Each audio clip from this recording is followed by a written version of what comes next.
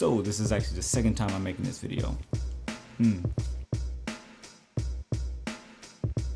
What's up, beautiful people? It's your boy Joshua Martin. This is just a follow-up from my recent video, my full Zcam E2S6 production rig breakdown, this camera back here. And I'm just going to be answering some of the questions that some of the things I didn't address in that video. So let's get right into it. First one's going to be, I didn't address if this works with an Easy Rig like the Easy Rig Mini Max, which is the most affordable one out of the company Easy Rig. And the weight of this is actually about 13.9, so close to about 14 pounds. That's right at the limit that that Easy Rig can hold for capacity for like the correct buoyancy. So I would say no, you will probably have to strip it down if you want to build something like this. That is, let's talk about actually balancing this thing. So another comment I saw is that it looks back heavy. Surprisingly, this is quite balanced. So the 2-finger hold, you can see it's not like pointing, no weight going down or pointing the opposite way. So it's pretty balanced. It is heavy. You can feel all the weight in the middle of this thing. I'm off to the side, there you go. But if I flip around this handle, you can see it's kind of back heavy now. So I will just keep the handle this way with this much weight in the back. Plus I have a bigger battery. Now this doesn't add a lot of weight itself, but it's probably the heaviest thing to the back of this whole rig. So just that to keep in mind.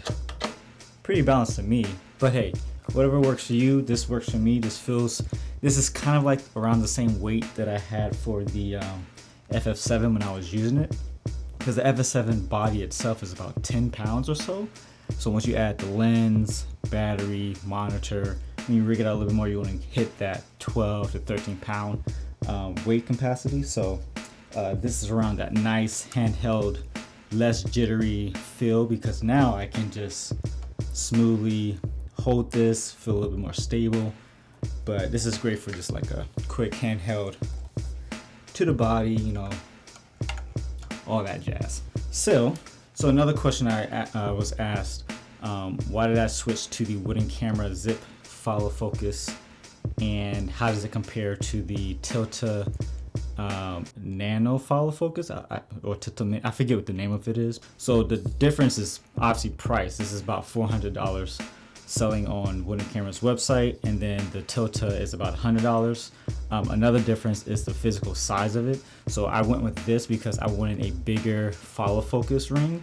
It's way more comfortable than the Mini, just because obviously it's bigger. I don't feel like I'm like manhandling in this little tiny follow focus. So this is super smooth, like incredibly smooth, and it has a nicer range. It's taller as well.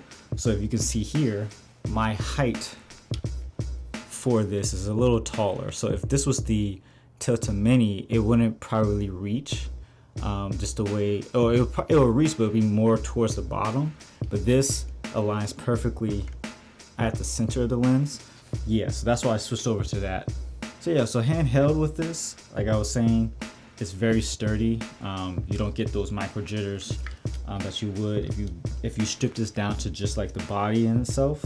I do like to have weight on these cameras, especially smaller bodies. Everything's nice and locked and secure, just how I like it.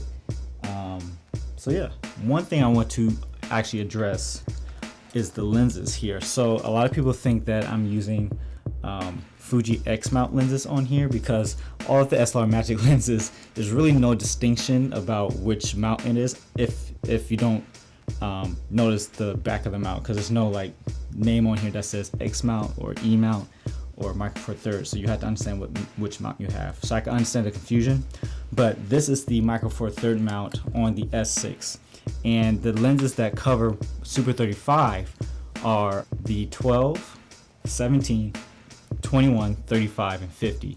Those are the lenses from SLR Magic for the Micro Four Thirds mount that covers Super 35. And on the 12, you will encounter vignetting if you're in open gate, But outside of that, all the lenses are fantastic. All the lenses look great on this. I will be doing a lens breakdown. I have a few, so just kind of search on my channel. But just so you know that this is not a Fuji X mount lens.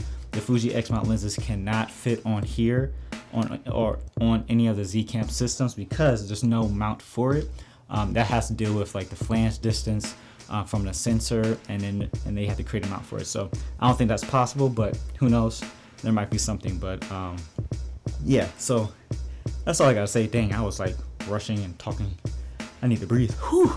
So stay tuned for the next video, which will be actually this monitor. And yeah, catch you guys on the next one.